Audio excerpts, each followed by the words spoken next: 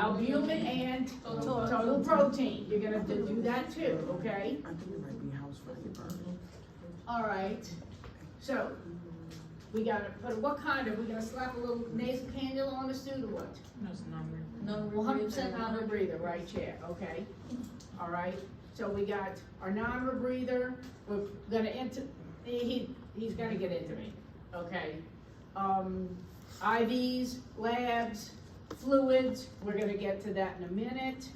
Those are just basic 5 things where you should automatically know that this person's gonna be getting, okay? All right, any questions about what we went over right here?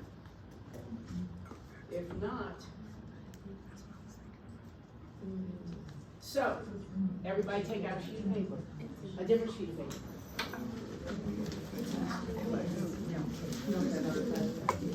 Not the same sheet of paper, because this is gonna take. Get up and get me some paper. Make a friend if you need bring paper. I could borrow a piece of paper for you.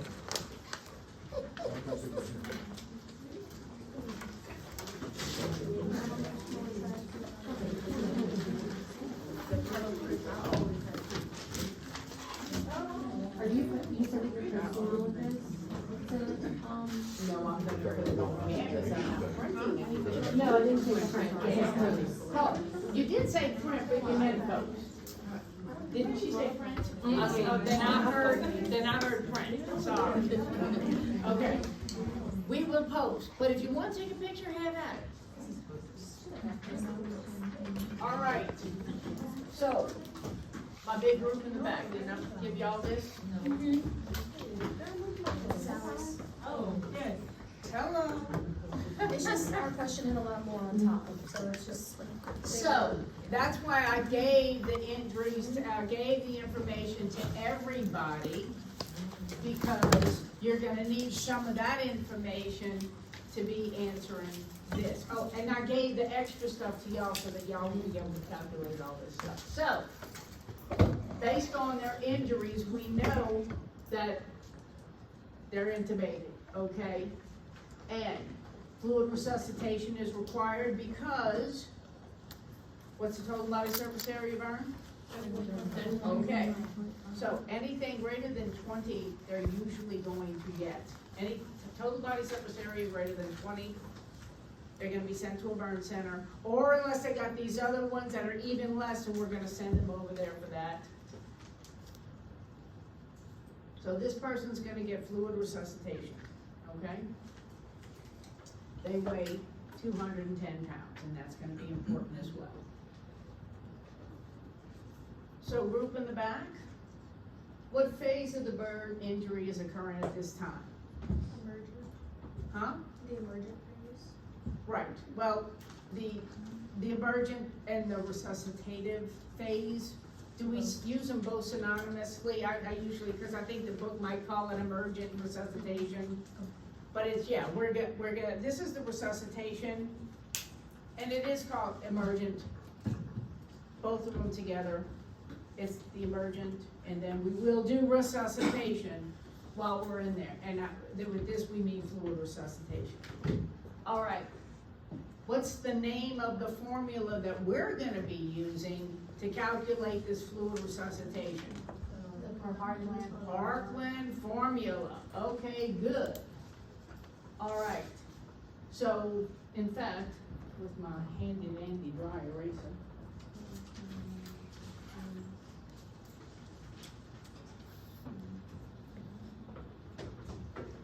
I won't write over her stuff. Tell me what the formula is. Give me the formula itself. It's the weight, 4 times weight. Weight in kilograms. Weight in kilograms. Total body surface area. Burn. Okay, so that's why we had to calculate the total body surface area burned. We got a weight, but we need to flip it into kigs. Don't holler it out. Everybody divide it and flip it into kigs.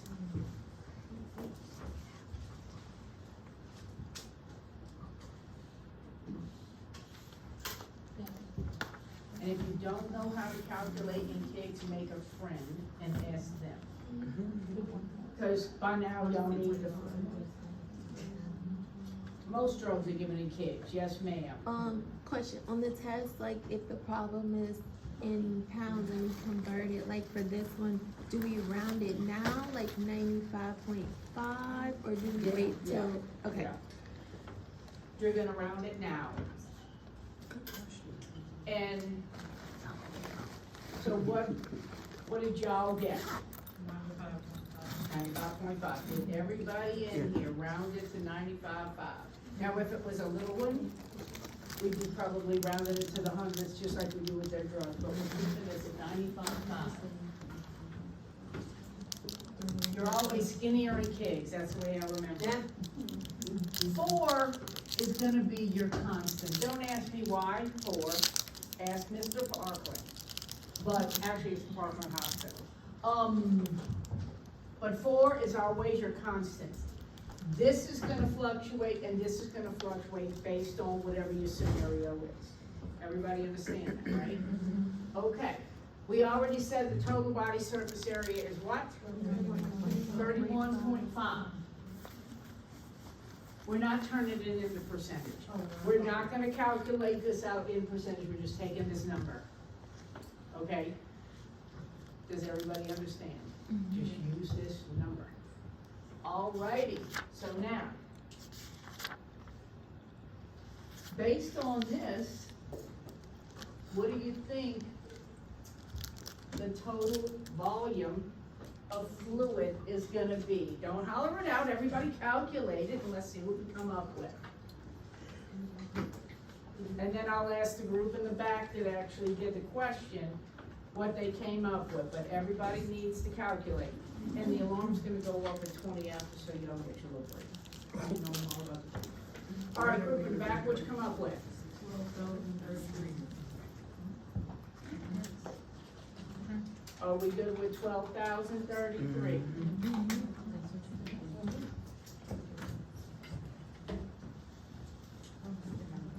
$12,033, correct, Mundo? Does everybody understand how this got to this? How we got to this number? It's straight up multiplication across. All right, so now that is the total volume that the patient's gonna receive for the entire fluid resuscitation. Wrap your head around that. Is right. Is that per day? It's a resuscitation period, which is 24 hours. 24 hours, okay. Okay, so now, this is the tricky part. If you gotta get to this correctly, or everything else is gonna be wrong. So y'all gotta figure out, that's why you gotta learn, memorize the rule of nines and this formula, okay? And know how to accurately do KIGS. All right, so this is the total volume that they're gonna get for the entire 24-hour period, because the resuscitation period is a 24-hour period. Comprende? Okay, so in order to get the total volume in milliliters that the patient's gonna get during the first half of the fluid resuscitation, we're gonna have to do something, but let me ask you this first. We have the first half, and we have the second half, okay? What do we need to do with this number first? Divide it into half. Let's divide it into half. What do we get? 6,016.5. What'd you get? 6,016.5. 6016.5, and then 6016.5. All right, now, how long is the first half of the resuscitation phase? How many hours? No, No, it's 8 hours. 8 8. Oh, 8. The first half of this is 8 hours. That's just, they're gonna get the bulk of their fluid in the first 8 hours of the 24-hour period.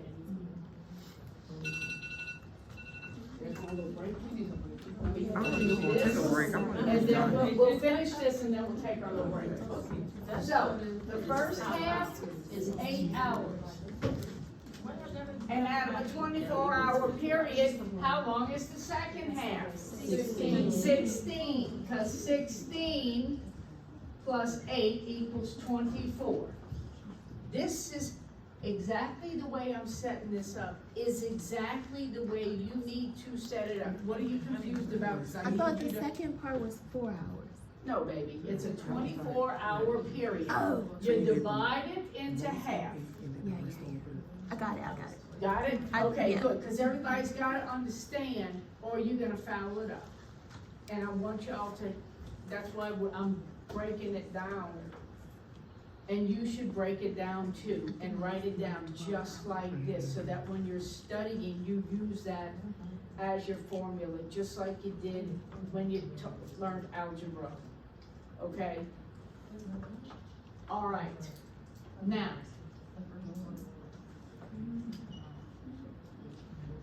So we've got the total volume that they're gonna get over 8 hours. We got the total volume that they're gonna get over 16 hours. But what's the hourly volume that this person's gonna get for the first half? What do we need to do with this number? If I wanna figure out how many milliliters per hour they're gonna get for the first half of this resuscitation, we gotta divide this number by 8, because I'm asking you, how many milliliters per hour? What y'all, first of all, did y'all do it this way? So what did you get? 752 milliliters?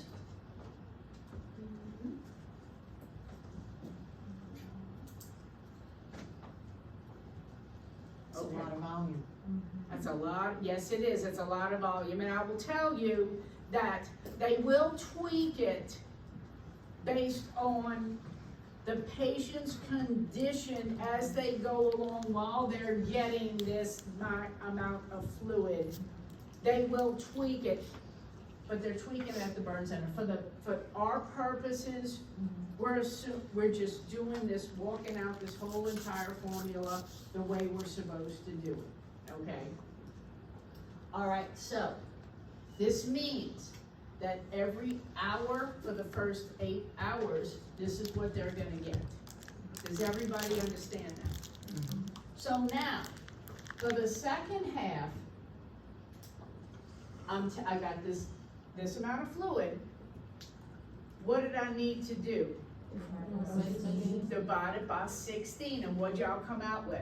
376 milliliters an